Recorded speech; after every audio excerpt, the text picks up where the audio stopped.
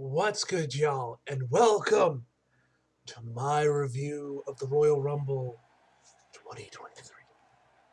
Bro! Bro! Bro! Okay, that ending, bro. Like, listen, most people were theorizing that we would see The Rock. We were going to build it that the Rock would make an appearance at the Rumble, whether it be at the men's match or, during the main event for the WWE Championship, and we'll see The Rock appearing building into their match for WrestleMania. Now, there have been reports of them saying, that there's obviously been reports of, at least recently, more recent, saying, like, Rock saying he's not in ring shape, or I saw some stuff from JD, like, in some of his videos mentioning that or somewhere else anyway, just on Twitter, that the WWE already knew they weren't going to be able to get The Rock for WrestleMania, which, given from how this show ended up, it looks like that's the case, and The Rock is not going to be at WrestleMania this year. He might make a cameo appearance at the Rumble, but it doesn't seem like they're going to be building towards a match with Roman. They might do that next year, WrestleMania 40. That's going to be the big, because, this is WrestleMania 39. Next year's WrestleMania 40. That's obviously a big, huge milestone WrestleMania show. So they might just save the Rock match for then. Maybe then Rock's schedule will be a little bit more open. I don't know.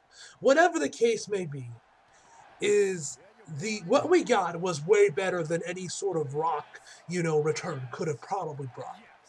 Well, possibly, maybe, but the ending of the Royal Rumble this year, first of all, it saved the show, because now the show itself wasn't bad. It was a solid show throughout, but I wouldn't say it was anything really that mind-blowing. There was obviously amazing parts of it, but most of the show I thought was pretty good to, nothing that I really knocked myself. It also kind of felt like Wrestle Kingdom, honestly, this year, which you guys know I didn't end up reviewing this year. Just wasn't feeling it. And, I wasn't really that high on the show as I usually am, where I'm like, oh my god, this show was incredible, this, that, and the third, Just wasn't feeling this year. Hopefully, maybe next show I'll come back and review Wrestle Kingdom. But whatever the case may be, the ending to this match was incredible. Like, this is probably, if not maybe even, the greatest ending to a pay-per-view I've ever seen in, like, the, what, 12 years I've been watching WWE at this point in time, man. And yeah, speaking of 12 years since I've been watching wrestling, this is the first show I actually didn't pirate. Yeah, I don't know if I ever mentioned this in video, but like every WWE pay-per-view, Wrestle Kingdom, and AEW show, I pirate it because, I'm broke, and I love wrestling. But I think I mentioned this on Twitter and probably also my Instagram as well. My dad signed up for Peacock earlier on this last year. At least when I found out he signed up for Peacock was around Christmas time, because he's a big fan of Yellowstone.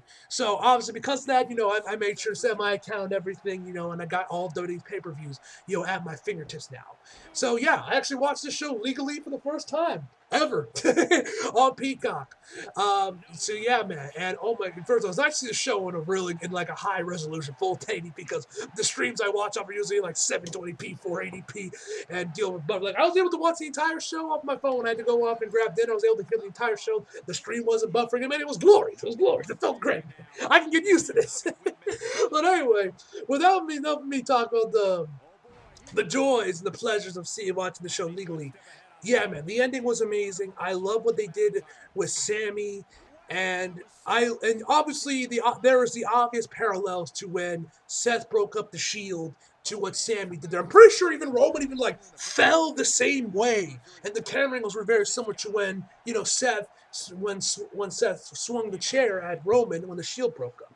It was a phenomenon. We'll talk a little bit more about it once we get to there in the main event, man. But without further ado, man, let's just jump right into the actual show. So we started the show off with the men's Royal Rumble. But before we got there, when the show began, we saw that we had Corey and Michael Cole on commentary. They were doing their thing, and then all of a sudden, Pat McAfee's music starts playing, and he is revealed to be the third commentator of the show. So Pat McAfee is back. Obviously, I'm very happy to see he's an amazing commentator, man. He was great on SmackDown, man. And of course, Michael Cole, man, that man was happier than a clam to see his friend. And it seems like he didn't know, or maybe he did, but I couldn't be wrong. I couldn't really tell, because he was like, I was FaceTiming him just an hour ago. He was still in his headquarters. He was still in his office in Indianapolis. He was lost his shit. So I don't know if Michael Cole actually knew beforehand if he was going to be in the show. I don't think he did. I think this was a surprise to basically everybody. But yeah, Pat McAfee's back. That's great news. That does obviously ask the question, what's going to happen with the SmackDown commentary team? Is it now going to become a three-man booth between Michael Cole, Wade Barrett, and Pat McAfee, or is Wade Barrett going to get the boot? Maybe they'll move him back to NXT or put him on NXT Next Level, and then Pat McAfee and Michael Cole back being the commentators for SmackDown. We don't know. For all we know, they might have just brought him back for this one show for the time being. I don't know. Whatever the case may be, he was on commentary, and it was great to see him there. But anyway, man, that match, so that was pretty cool. See, we start the men's Royal Rumble match off at the beginning. We then see that actually the first two, the two opponents are actually Walter and Sheamus. They start off the Royal Rumble at the number 1 and the number 2 spot, which I was obviously shocked to see, but I'm like, oh shit, this is going to be good. And obviously these two were going at it, blow for blow. They guys were just beating the shit out of each other. As the match progressed on, we got Miz at number 3. I believe Johnny was number 4, if not number 5, which I wanted to see what his gear was going to be, because you guys know how Johnny likes to change his gears, go full Marvel with them for pay-per-views and such, and the takeover. So I was curious who he got. Now, when I saw the gear and I saw the colors of it, I assumed that it was Kang the Conqueror, because you guys know Ant-Man the Wasp Quantumania is coming out, but I couldn't tell for certain. But then after the show, I checked the main event gears Instagram page, which is the place that Johnny gets it. It's the place that makes all of Johnny's gear. And yeah, they had on the post they have for Johnny's gear, it's with a picture of Kang the Conqueror. So yeah, it's based off Kang the Conqueror. It looks amazing, man. I love it. You guys know I love Johnny's gear. Johnny actually ended up lasting pretty long. The Rumble, he lasted for about a little over 30 minutes, which I was glad to see, man.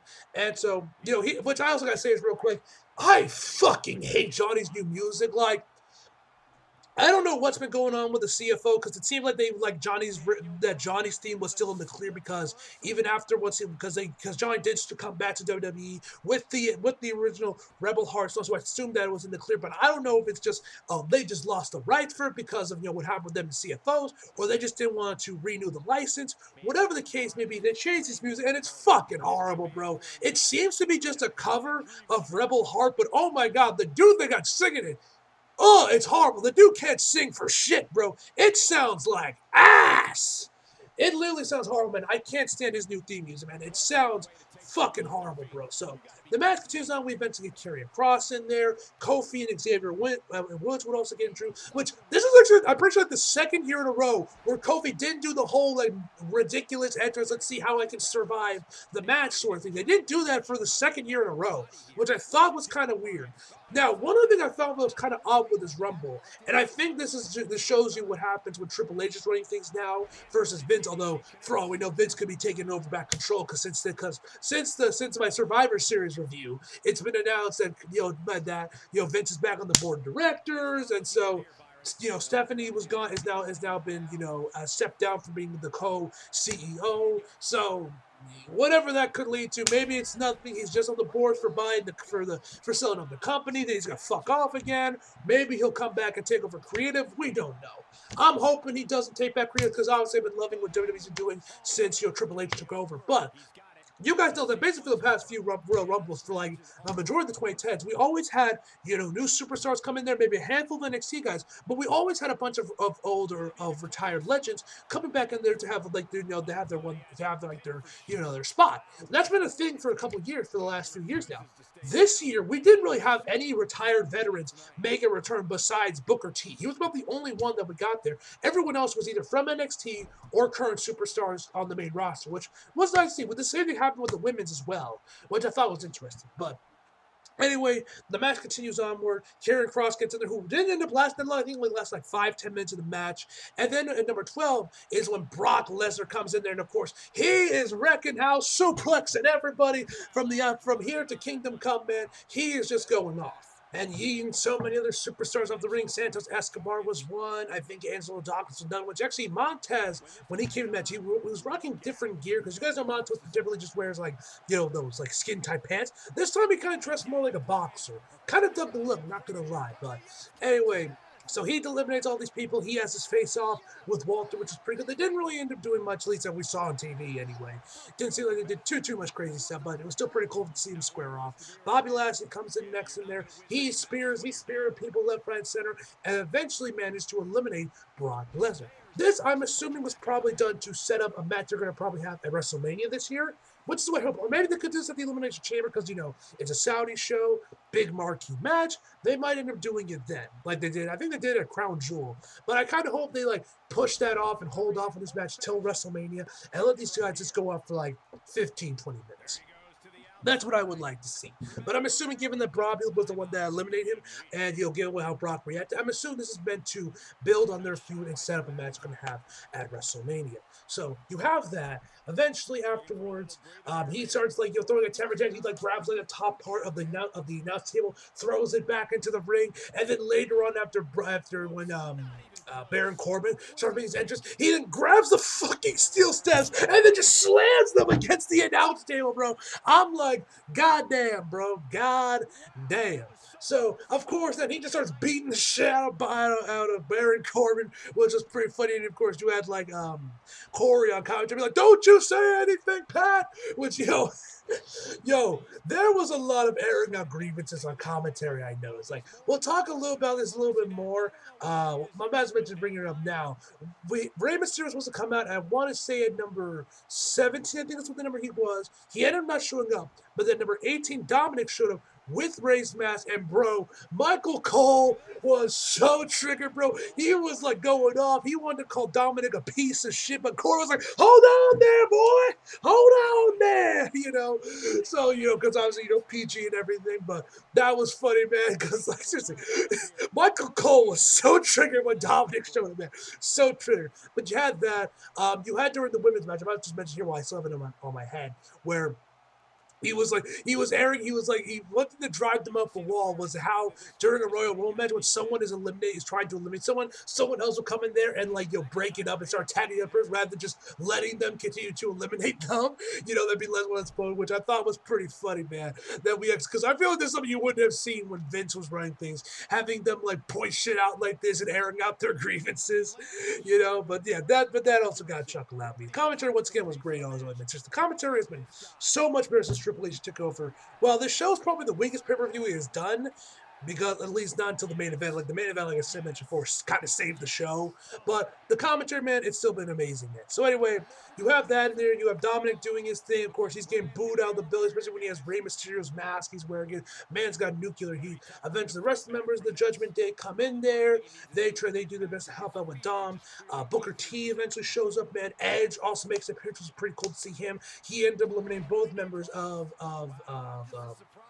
Judgment Day with Finn Balor, Dean Priest. Somehow Dominic managed to stay, managed to stay in there by the skin of his ass, man. He managed to stay in there long enough, but eventually Edge. But I think what happened was that Edge was trying to eliminate Dominic as well, but then Damian Priest and Finn Balor eliminated Edge, and they continued to beat it on him. As Dominic would end up going for about more or less the rest of the match, but I think he would end up being one of the final members of the Rumble, if I remember correctly.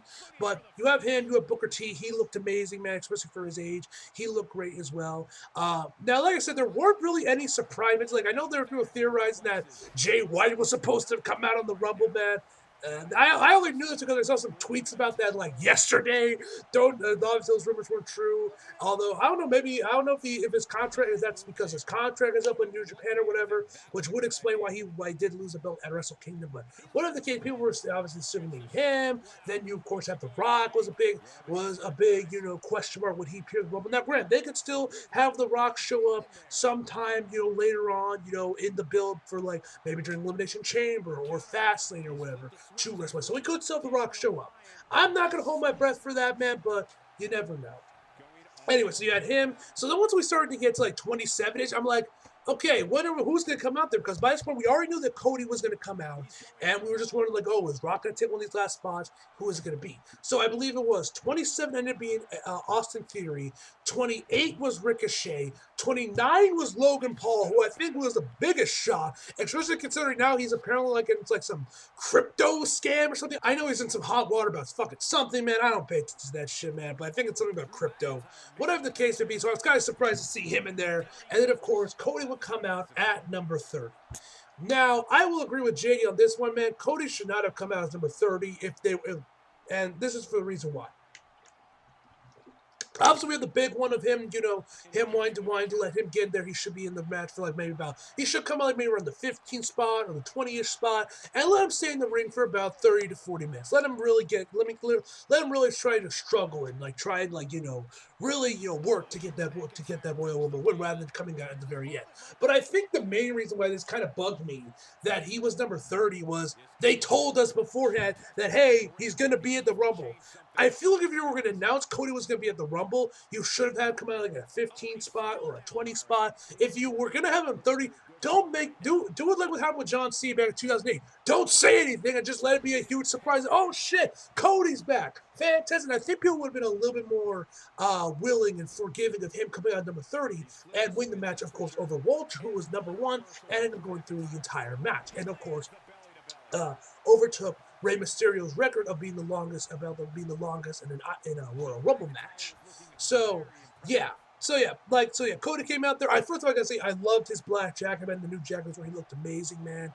And also Seth Rollins was also in the match as well.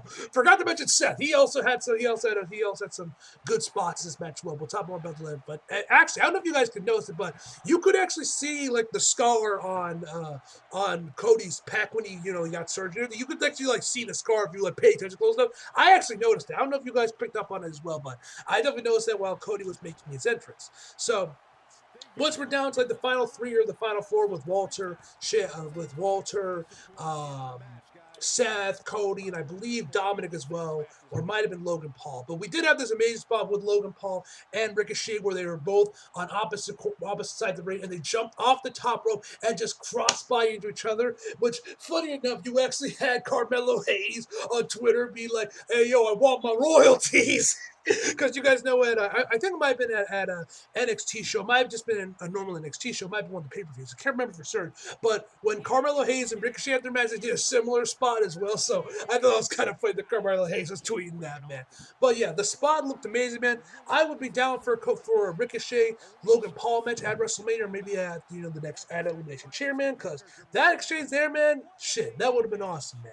But anyway, once we're down to the final 3 of Seth, Walter, and Cody, they of course all teamed together to try and get through Walter, with both Seth Rollins and Cody Rhodes both hitting pedigrees, bro. Bro, when I saw Cody hit the pedigree, I damn near fell out of my seat. I'm like, blasphemy! That is blasphemy! Like, bro, why are you out here hitting pedigrees, bro? Like, blasphemy! But yeah, man, Seth would eventually get eliminated. We're down to Walter and Cody. They're going at it, man. Jesus Christ, like Walter, listen. I definitely do agree that Cody should have been in the match way longer than he was if he was going to win the match, especially with how long Walter was. But hey, for the 10-15 minutes that Walter and Seth and Cody were going at it, bro, the man, I think he still earned his shots, because Jesus Christ, this man was taking so many shots from Walter. His chest was so big, red. You thought he retore his pec again, bro, with how red his fucking chest was, bro. It was insane. The shots when he would go jump off the top rope and just get chopped by Walter, man, were absolutely insane, man. So good. He would eventually hit a crosswords and eventually would eliminate Walter to win the match. Honestly, guys, I mentioned this on Twitter, with how long Walter was lasting in the match, of course, his performance at the Rumble, I honestly was starting to I knew and went to this match knowing that Cody was probably going to win this match, but as the match progressed, I was actually starting to root for Walter more and want him to win the match still. Now, granted, did get kind of cause a problem, because then we're like, with how long, but yeah, he ended up lasting the longest in the Rumble match. So, and of course, this does a lot for enhancing the Intercontinental Championship with how long Walter lasted in the Rumble. But I don't know, man. Part of me was kind of hoping Walter would have won, but then again, given what happened with Roman, and of course what's going on with Sammy, you really couldn't have had Walter win the match. But I don't know. Part of me still kind of wish he did, just given how great his performance was, man. But either way, man, this was an overall great Rumble match, especially the last 10 minutes of it, where Cody and Walter were going at, man. That last 15 minutes, man, was absolutely fantastic. But overall, a good Rumble match. Not really any surprises. Nothing really too crazy going on for a majority of the match. But the ending, I would definitely say, saved the match and was absolutely fantastic, man. Next up was Bray and LA Knight in a Mountain Dew presents Pitch Black match, which now this whole thing was like, what the fuck even is a pitch black match? Which we got it once we got the entrances. It's just, a normal match with a black light added to it. Honestly, it looked pretty cool. But anyway, this has been a pretty cool. I've been really digging the build for this match between Bray and LA Knight. The promos have been fantastic, man. Of course, the intrigue of who's Uncle Howdy. Is it Bo Dallas? Is it somebody else? This, that, and the third. And overall, the match was fine. I enjoyed the match, mostly just from the backlight and the overall look of it. That kind of sold the match for me and kind of made me, and I definitely did enjoy the match more because if that wasn't there just as a standard one-on-one match, I probably would have given this match like maybe a 6, maybe a 5, but I'd probably give this match about a 7 out of 10 just with the aesthetic of the black light because I thought it looked really cool. Now, first LA Knight makes his entrance, and then Bray Wyatt comes out there.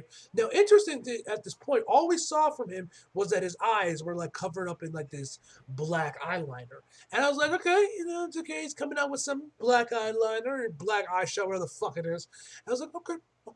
But then the black light turns on, and we see all these markings all across his body. And bro, it looked really fucking cool, especially the ones around his face, man. It looked amazing. I was like, oh, I fucks with that.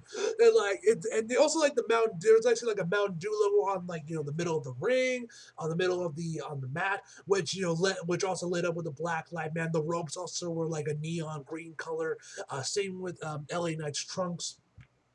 And like I said, it looked overall really good, man. And then we also see like kendo sticks were light up as well. There was like this paper green, like neon green paper confetti or something coming out of the announce table. Don't really know what that was about, but yeah. Anyway, throughout most of the match, man, Bray Wyatt's on the offensive. LA Knight barely gets any offense in this match. He only gets maybe like 1 or 2 spots, like when he yeets Bray Wyatt into the steel steps and jumps off the barricade onto Bray Wyatt onto the announce table that crashes it. That spot looked pretty cool. But anyway, but eventually LA Knight gets a kendo stick in there, tries to use it on Bray. Bray hits him with his sister Abigail to get the 1, 2, 3. Like I said, pretty good match, mostly just from the aesthetic of the black light, man. I thought it looked really cool. And honestly, I wouldn't mind seeing this again, man. I honestly think this looks really cool. Like I actually thought the look of this match looked really cool, man. I wouldn't mind seeing it another one. I don't think every Bray Wyatt match should be like a blackout match, but maybe you want to do it once, maybe twice. I'm down for it, man. I actually like the look of this match, man. I wouldn't be opposed to seeing it again.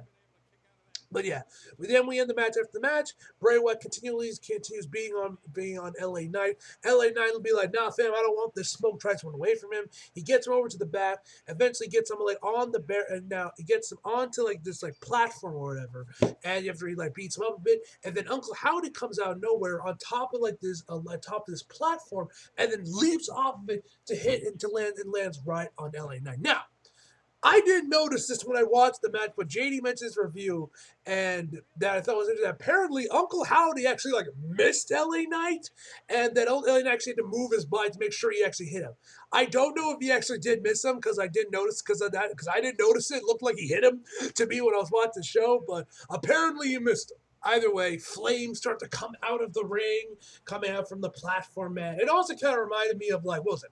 SummerSlam 2008 when Undertaker and Edge had their Hell in a Cell match, and Undertaker Undertaker like choke slammed Edge through the ring, and then like fire came out of the hole, man. It kind of reminded me of that. Pretty cool, man. Like I said, pretty cool match. I enjoyed it, man. And yeah, like I said, wouldn't mind seeing this again. Then next up the match was Alexa Bliss and Bianca Belair. I'm gonna be real, I didn't even watch this match. This is the match where I was like, cool, this is the match I can use while I go grab dinner, which I did, and it ended up taking me basically the entire match before to get there and to come back to my doors, man. I basically missed the entire match. But anyway, Bianca ended up retaining the title.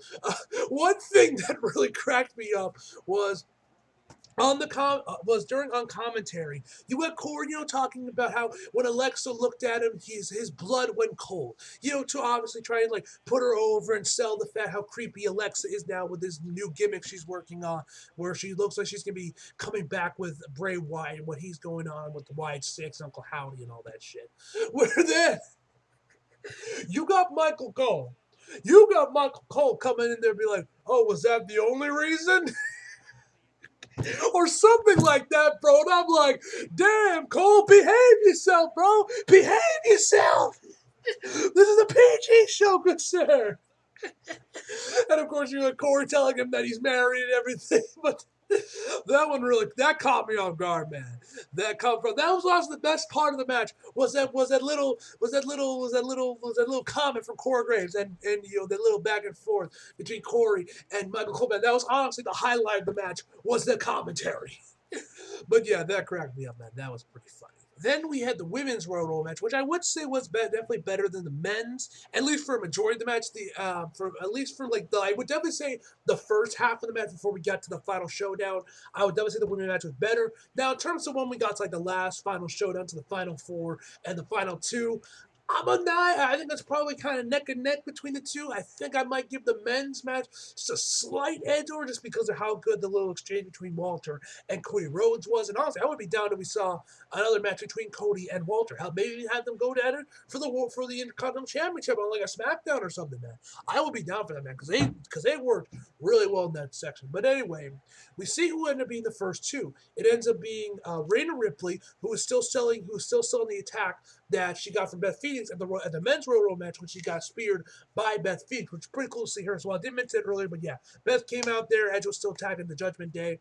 Beth came out there and speared the shit out of Rhea Ripley. She was still selling, although that was not the only time she sold it, at least that I could see. Once the match began, she just like it didn't matter anymore. She wasn't like still selling her midsection, or at least I didn't see it, man. But so she was number one, and number two ended up being my girl Liv. Now, interesting enough, you guys remember on SmackDown, Liv said that she wanted the number one spot, but they ended up giving her number two.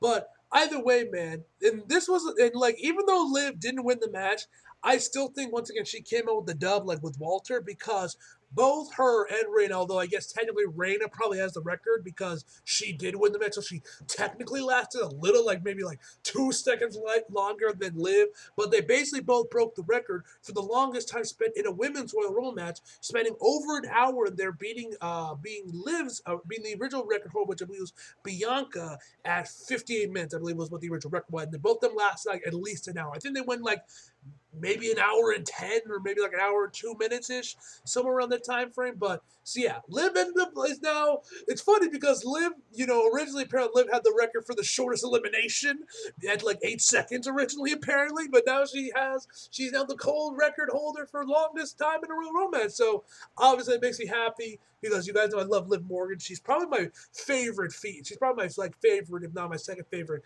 female on the main roster currently right now, and maybe just in the entire WWE as a whole. Her and Io, you guys know, are my top two. As well as, you got Bianca in there as well. Of course, Bayley, Dakota Kai and everything. But I'm pretty sure, but I would definitely say Liv and Io are my top two currently. And of course, my girl Tegan Knox, can't forget about her. But yeah, I'm glad that Liv ended up getting that record, and I'm glad she ended up lasting the entire thing. That was pretty good. And she looked really good too. She had like a good couple spots in there. So the match continues on. You have Tamina coming in there. Tegan Knox goes in there, although the entire time when she's in the ring, Corey is making fun of her finisher for some reason, being like, why is it called the shiniest wizard? Don't know why. Like, dude, do you watch what NXT? Whatever. That was weird. Also, B-Fab came in there, and Michael Cole would not shut up about Top Dollar doing that tope over the top, bro. Like, bro, what is your beef with Top Dollar, bro? Why do you keep bringing this up? Like, every time on SmackDown, he's always bringing up that tope, and I'm like, bro, why? It's been like 3 weeks at this point. Why are you still bringing up? What is your beef? Did he beat you in a game of poker or something? Like, what is your beef, bro? Where you keep having to bring this up? So, so that happened. She didn't end up lasting long.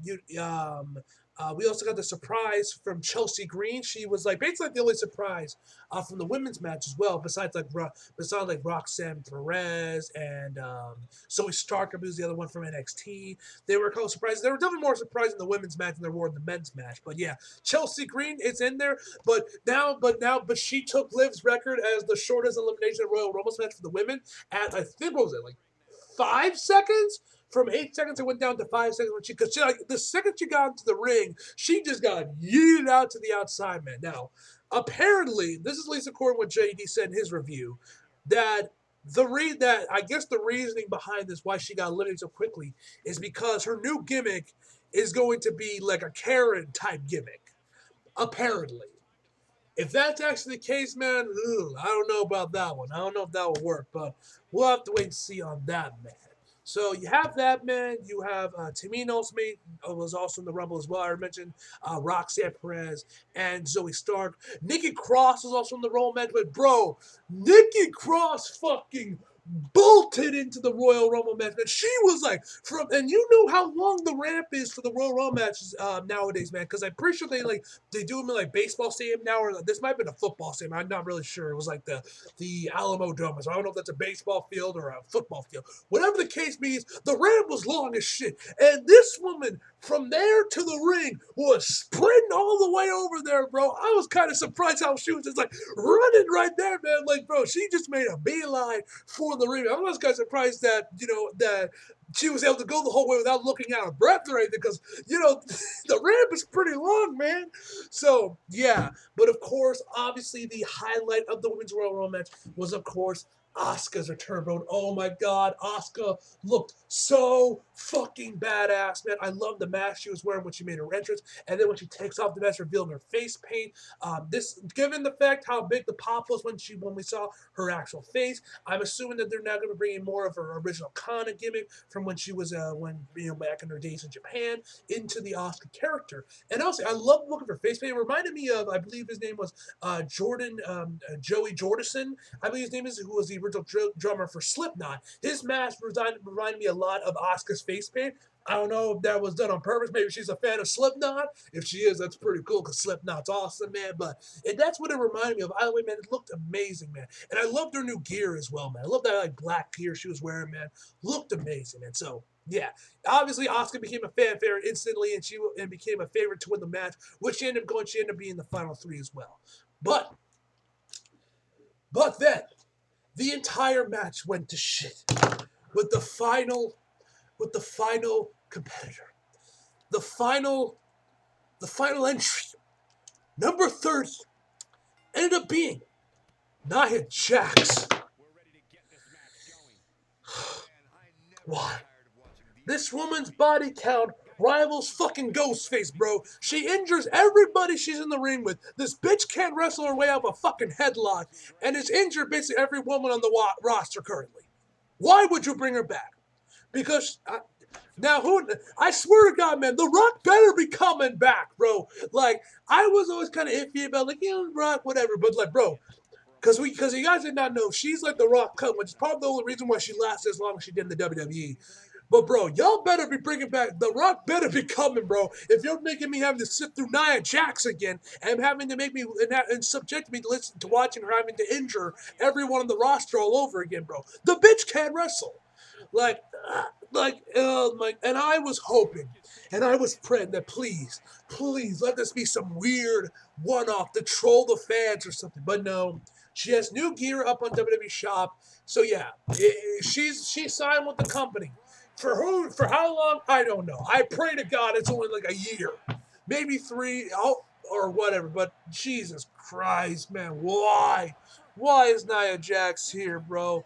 This literally killed the match, man. This ruined the match. You know that meme from Report of the Week being like, my disappointment is immeasurable, and my day is ruined. That was me during this match. When the second the Nia Jax popped up, man, I'm like, my day is ruined. This match is ruined. The Rumble is ruined. Thankfully, she didn't last long. Basically, the second she got into the ring, everyone was trying to get her the fuck out there, which they ended up doing it, which that was nice. Also, another big surprise that was great to see was Piper Niven was also in the Royal Rumble, and she was now back to her original name when she had NXT UK as Piper Niven. No more of this dewdrop shit, which, thank you. I was kind of hoping when Raquel came in there, she would be going back to Raquel Gonzalez, but no, she's still Raquel Rodriguez, which sucks. I was kind of hoping that because, Piper Niven got her name back, maybe that would also mean Raquel would get her name back, but still not yet. Hopefully one day they do give Raquel back her original name and go back to Raquel Gonzalez, because it's this smiley, Rodriguez bullshit. It ain't working, bro. Give me back Raquel Gonzalez from NXT, man, when she was cool. When she was with Dakota Kai and everything, man. But, yeah, I mean, it is what it is, man. It is what it is. But, yeah, so we ended up getting to the final three, which ended up being Asuka, Rhea, and Liv Morgan, which I was obviously rooting for Liv. I knew my money was on Rhea to win because Liv was in the final three. I was kind of really hoping Liv would win the match somehow. I was on the edge of my seat through this final three because every three of the women all get out to the apron, man, and they start duking it out, man. I'm like on the edge of my seat, hoping that somehow Liv seals the victory. I remember when Asuka sprayed the blue mist over going for Rhea, but ended up hitting Liv, screaming no at the top of my lungs because I didn't want Liv to get eliminated. She ended up saving herself, and she was kind of like, and Rhea managed to eliminate Asuka, and then Liv was trying to like feel her way to where Rhea is, and she started like fighting her hands. She started like grabbing at her hands because by this point Rhea was like draping over the top rope, man. She was like her legs were dangling and everything, and she was like millimeters, like a few inches from touching the ground. So I'm like rooting for Liv, hoping that she gets in there, but of course Rhea skins the cat, locks Liv in the head scissors, and of course eliminates her.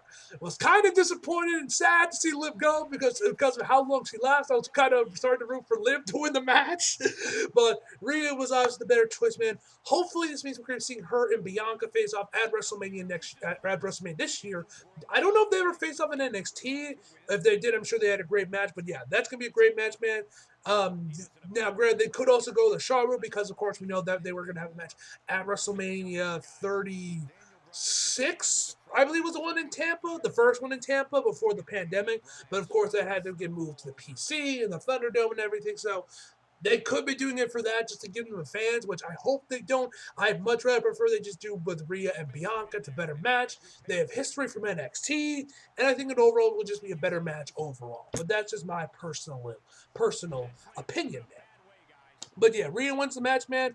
Hopefully, we see her and Bianca go at WrestleMania.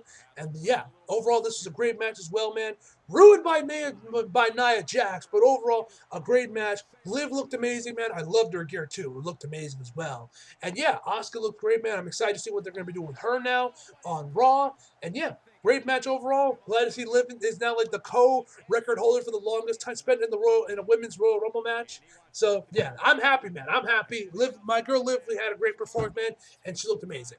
So then we get, of course, to the main event, the Tribal Chief Roman Reigns versus KO. Now, if I remember correctly, these two did have a match at the Royal Rumble back in 2020, I want to say. It might have been 2021, which I believe was like a last man stand match. So the only thing I remember that match is KO running over Roman with a fucking forklift. That's like the one thing from that match I do remember, man. Now, if you were to ask me which match I thought was better between the two, I think we're talking purely on a wrestling standpoint. Definitely their first match at the Royal Rumble 2021 definitely was a better match. But we're talking about storytelling. Oh, without a doubt, it was this match, hands down, man. So now by this point there was a little statement during the pre-show where Roman told the Usos and Solo Sikoa to not get involved. That the only person he wanted there on by his side at ringside was Sammy, of course, with the wise man Paul Heyman. So Sammy's there. They make their entrance, and of course, these two start going at, man. There was a lot of really cool spots, man. Like you also had, like, of course, the referee would get injured, would get like run into by KO, a low blow, man. Pop up power bomb, you counts, but the ref isn't there. But one spot that was that was a bit of a botch was KO went to try to go for that like little spinning moonsault thing he does sometimes, which I believe he did the first time was in a IC title match with Seth Rollins, I think it was, on an episode of Raw. I could be wrong with that, but correct me if I'm wrong in the comments. But I remember the first time I saw where KO was on the second rope, looking like he was maybe just to jump out there, only for him to spin around to the top rope and hit a moonsault, man. Like, bro, when I first saw that on Raw, whatever year that was, bro, I lost my shit. So KO went for that, but he ends up slipping and ends up just falling while Roman tries to roll away from him.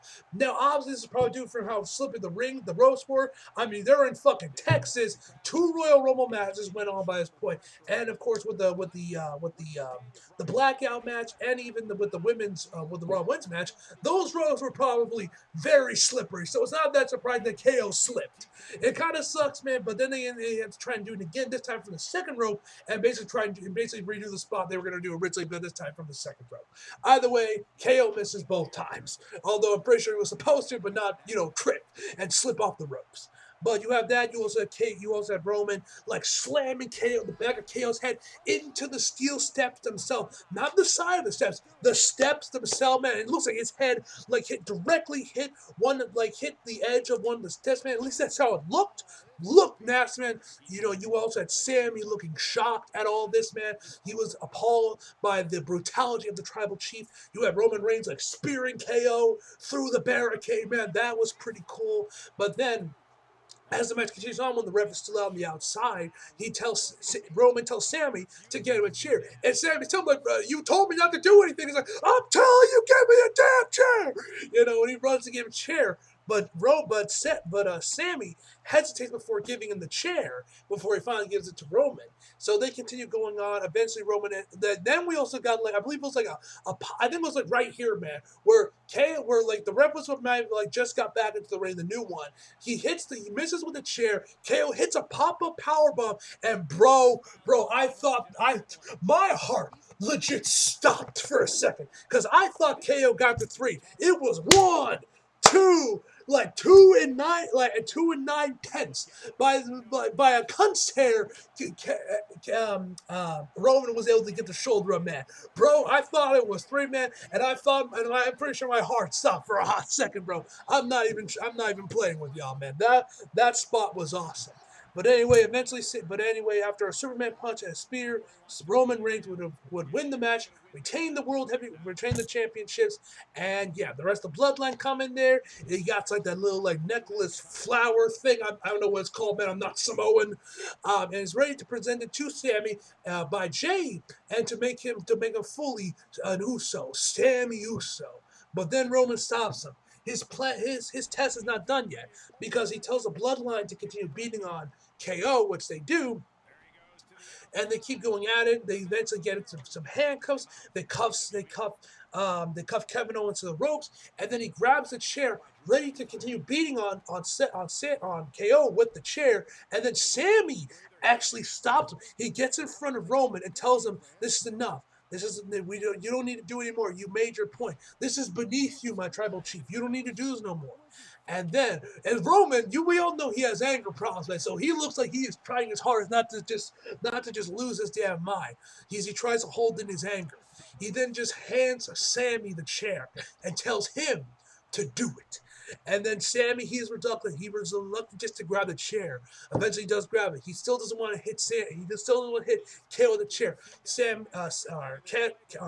Roman, excuse me, starts like pushing on Sammy's face, telling him like, "Do it, do it. This is our family. This man doesn't care about you. You ain't on your family." He's screaming at Sammy, and then when Roman turns his back, Sammy winds up the chair and hits Roman in the back, a la when Seth turned back on the Shield. Like I said, the camera angle was similar. I'm pretty sure even Roman fell like basically the same ways he did against Roman, and everyone still had the same holy shit expression of shock on their face, man. Like, I think we all knew that this was going to happen. We all know that the Bloodline was going to betray on Sammy.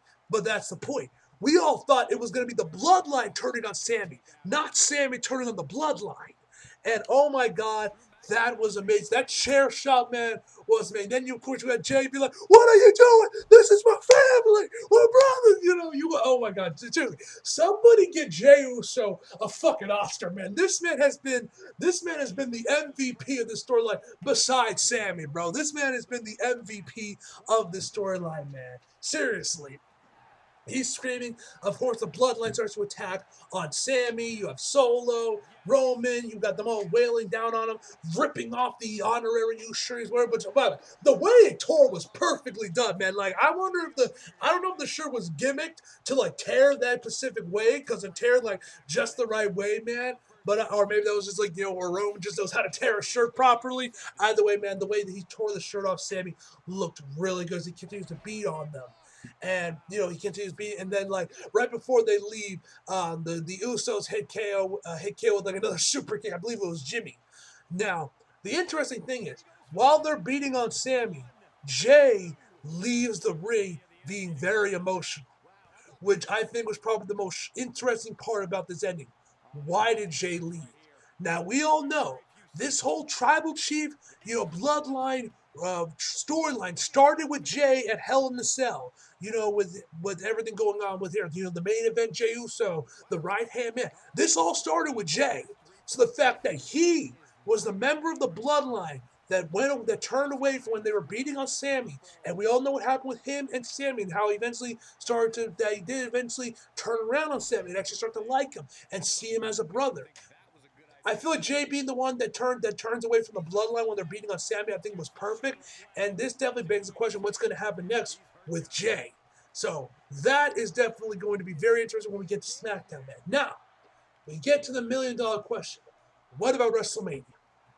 What about WrestleMania? Now, you guys know, if you guys saw my Survivor Series review, which shockingly did really well. Like, it got like over 300 views, which I was shocked by because my wrestling videos don't really do that much in terms of viewership. So I was shocked to see that when I just saw the video keep climbing up views and hit like 100 views, 200 views, 300 views. I think it's like up at like 500 views now. So yeah, kind of surprised that video of all my videos did pretty well and ended up getting 500 views. But you guys know in that video, I mentioned that that we should maybe start to consider even adding Sammy to the conversation to dethrone the Tribal Chief along with Cody. Now, Cody won the Royal Rumble, and Sammy is without doubt the biggest babyface going on right now in the WWE. What do? We have two options right now. We have either option A, where we have Roman main event both nights of WrestleMania, because it's 2 nights. We have main event both nights. Night 1, he faces Cody, and night 2, he faces off against Sammy. Sammy wins the belt. Or we can have night 1 be the women's match like we've been having for the last couple of years, and then night 2 be you have it with Roman, and where you have Roman, Cody, and Sammy in a triple threat match all of WrestleMania 30 and have Sammy win the championship there. Those are your two options. If they do anything else, WWE, you fucked up. It has to be one of those two. You either have to have Roman fight both nights. Now, like I said, we don't know what's up with The Rock. The Rock could still show up and they could turn this shit into a fucking fatal 4-way for all I fucking know. So, whatever the case may be, though, man, I think they need to either make this a triple threat match for WrestleMania, or have Roman have Roman where both nights face Cody on one night and have Sammy face him up on night 2. That is my prediction, and that's how I would book this whole situation. Everyone wins. You get your excellent match with Roman and Cody. They do their thing. They're going to have a fantastic match. You have Roman retain, and then you let Sammy and Roman tear the house down and give you probably one of the best WrestleMania main events ever made. That's how you should do it, man. That's how I would personally do it, man. Everyone wins in that scenario if they do the 2-night thing. If they make a triple threat match, yeah, I'm game for that too, man. That works as well. That works just as well. Anyway, that might even be better because then you can just add them both at the same time when they're doing for booking and building this and you're building the matchup. But yeah, man, that is the end of my review for Royal Rumble this year. Overall, I would give this show a 9 out of 10. That's just from the main event and the ending. Besides that, man, I probably would have given this show maybe like an 8. Just because I really did enjoy the Royal Rumble matches. The Bray Wyatt match was great as well. And the main event was fantastic. But the ending of the match, of the main event, man, it pushes it to that 9 out of 10, man. I just have to give it that 9 out of 10 just because how great the main event was. And, of course, the ending of the show, man. Easily one of, if not the best pay-per-view ending I've ever seen, man. It was absolutely legendary, man. So yeah, as always, leave your thoughts down in the comments, guys. What you guys thought of the show? What are your predictions for WrestleMania? How would you personally book the situation with Cody and Sammy? Leave that down in the comments, guys. And yeah, hope you guys enjoyed the video. Leave a like if you did. Subscribe if you're new. Follow me on my socials if you feel like it. Links down in the description box below. And as always, come back for more. See you guys next time.